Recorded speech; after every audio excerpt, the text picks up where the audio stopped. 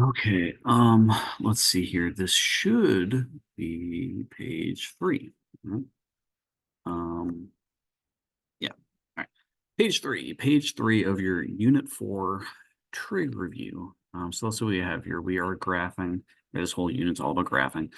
We are going to graph a tangent function this time. So remember tangents, they start at the bottom and they kind of go up. And they have kind of this weird, like wavy pattern. And then every time you repeat, there is an asymptote in between them, right? So that's kind of what a tangent function looks like. So let's graph this thing, all right? First things first, the amplitude. We don't really care about the amplitude on tangents and cotangents because, again, it does go from negative. The range goes from negative infinity to positive infinity. So it's technically a 1 in this problem, but it's not that big of a deal. The vertical shift, we are going down 5. All right. Next thing I'm going to do is I'm going to look at the period. The period is just pi on this one. All right. It's 1 pi divided by b. Your b value here is just a 1. That number in front of the x is just a 1. Right. So that's easy. The period is pi. The phase shift is negative c. All right. So this thing, negative c. I'm going to just write this down. Phase shift ps. Negative c over b, which gives us negative 2 pi.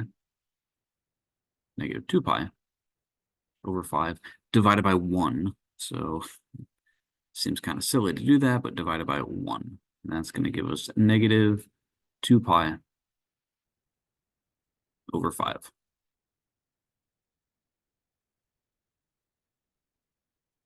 All right, there we have it. That is our phase shift, the domain, and the range. On tangent, I'll worry about that later. Let's see here. When we graph a tangent, there are like 5 important pieces that we can kind of think about here. And when I graph tangents, I graph 2 cycles, 2 periods of it. So it's always going to start at 0. And the next one, we're going to have a pi. And then we're going to have a 2 pi. All right, so this represents 2 periods. And then the numbers in between, we're going to call this pi over 2. And then 3 pi over 2. All right, now, when we graph tangent, right, it starts at 0. That's going to be an ordered pair or a point. And then when it gets over to pi over 2, we do hit an asymptote. And then we start back at the bottom. We kind of move up till we hit that point again at pi. We're going to hit another asymptote halfway between them, and then we end off, at 2 pi. So this is kind of our pattern here of what this is going to look like.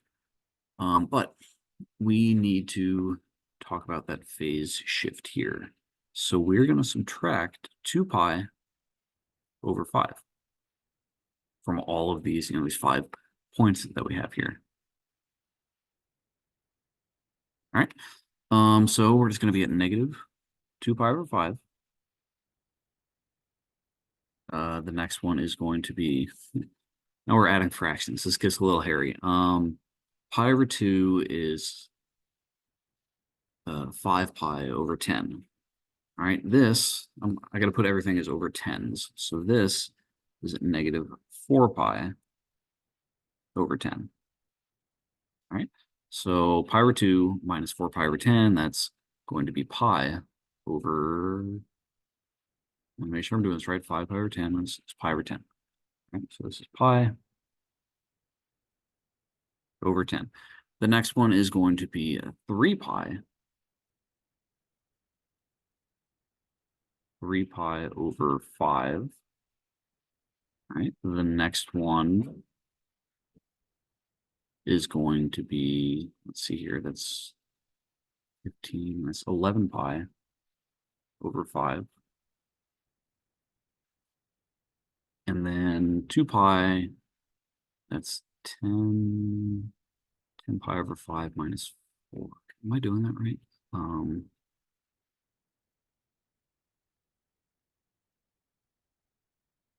I need to make that over 5. So it's 10 pi over 5 minus 2 pi, that's 8 pi over 5.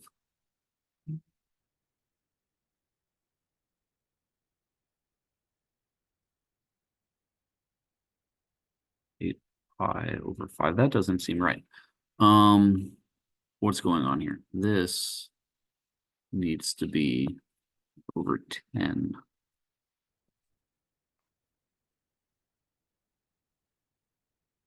Here we go. Let's see, we're going up 5 and 5, and yeah, okay. So there we go. Those are the X ordered pairs here, for kind of this graph. So I'm going to take these ordered pairs. I'm going to move them up top here. Let me just lock this thing real quick so it doesn't move on me. All right, now these are my ordered pairs where to put everything. 3 pi over 5, 5 pi over 10. And then the next one is 2 pi over 5. So that's going to be on the other side of the axis. Now, one thing to keep in mind is this is at -5. All right, so actually I'm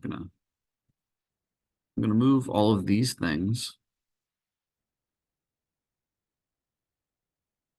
Move all these up here. Right, these are kind of our X ordered pairs or X coordinates. Right, and this whole thing gets shifted down 5 units. So this is at -5. All right, now, first one is an ordered pair, and then we have an asymptote. Then we have another ordered pair, then we have another asymptote, and that was supposed to be a dotted line. And then we have our last ordered pair. So it's the tangent values. They start at the bottom and they go up. So this one looks something like that.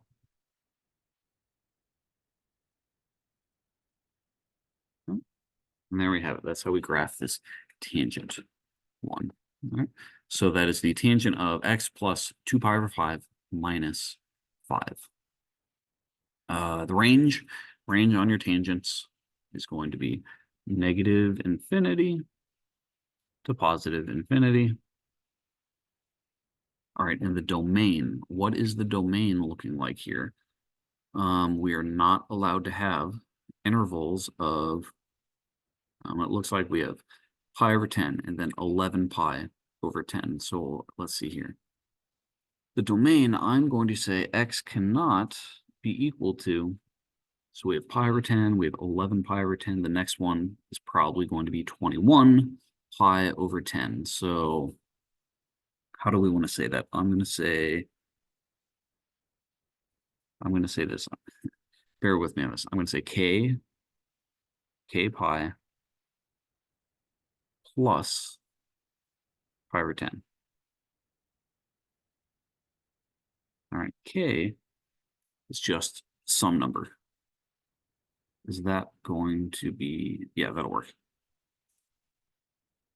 K is a whole number.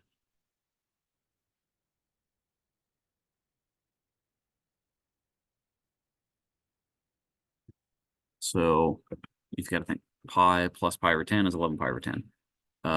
2 pi plus pi over 10 is going to be 21 pi over 10. 0 pi plus pi over 10 is 1 pi over 10. So that's how we can kind of describe that one here. That's what our domain looks like. All right. On the next one, we have a cosecant function, and we never graph the cosecants as is. We always think about it in terms of sine and cosine. So what I'm going to do is I'm going to pretend that this is just a sine function, just for now. All right. So the amplitude here is a 4. The vertical shift, we're going down 1, so I'm going to put a -1 there. The period is 2 pi over 7. Our B value here is 7. And then the phase shift is -3. So +3 pi over the B value. And the B value here is 7. All right, so there's a lot going on here. We'll worry about the domain and range in 1 second.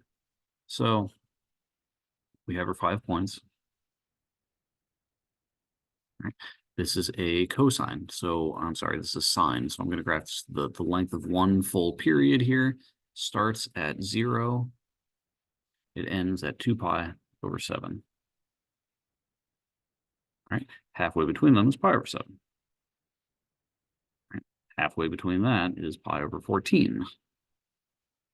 And then halfway between that is 3 pi over 14. All right, I'm just taking the halfway points of everything.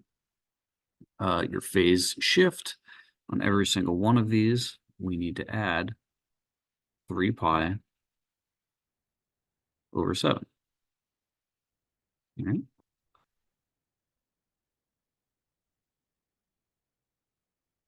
So what are we going to have here? We're going to have 3 pi over 7. That's going to be 7 pi over 14. And we're going to have 4 pi over 7. And then we're going to have 9 pi over 14. And then we are going to have 5 pi over 14. All right, so those are my x values here. So I'm just going to go ahead and put everything in here. So if this is a sine, we have a midline at -1. So I'm just going to go ahead and say that this line right here, this black line here, I'm going to say that that is -1.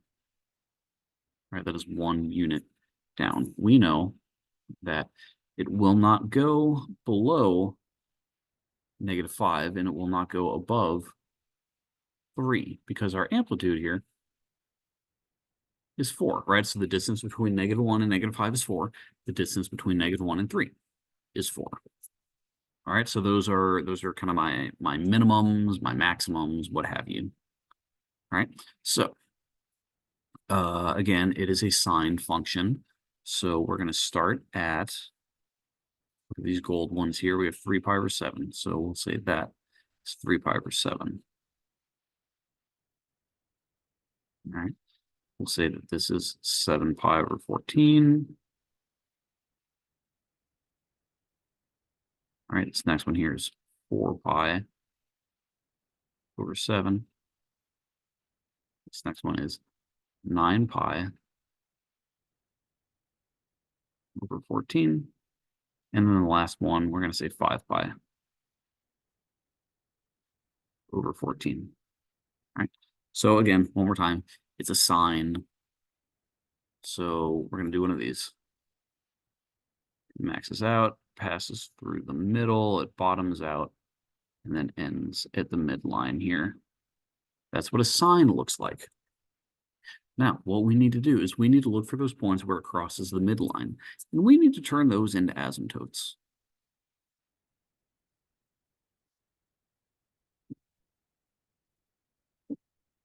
All right, so these are kind of the 3 asymptotes we have here. And then what we have to do is we have to kind of connect the maximums. The maximums turn into minimums. So everything that I'm about to draw is your cosecant function. All right, so this guy right here, this U-shaped, and then it comes back down here. It's going to hit another U-shape. All right, so the red ink and the purple kind of dotted lines, that is the cosecant function that we just graphed. Everything else just kind of helps us get there. All right, so I don't care about this purple sign, right? I can get rid of this now. That kind of doesn't mean anything. The red is that cosecant function, right? We just graph that sign in there to help us figure out where the points all go. The range on this thing, how far down does it go? How far up does it go? All right, that one we have to, stop. We just have to be careful and think about it. It starts down, those arrows down at the bottom and points towards -infinity. So we're going to go from -infinity all the way up to -5. All right. And then what we do is we skip over all the stuff in the middle. All right. So all that purple kind of stuff in the middle, we skip over that and we represent that with that U, that union. That means we're going to jump over everything between -5 and 3. We start back up at 3, and then we're going to go up forever. We're going to call that infinity, right? That is our range. The domain on this one, if you look here, We have an asymptote at 3 pi over 7, 4 pi over 7, 5 pi over 7. So we cannot include those asymptotes in here. So I'm going to say x cannot equal, I'm going to say k pi over 7. All right, and k, again, k is a whole number.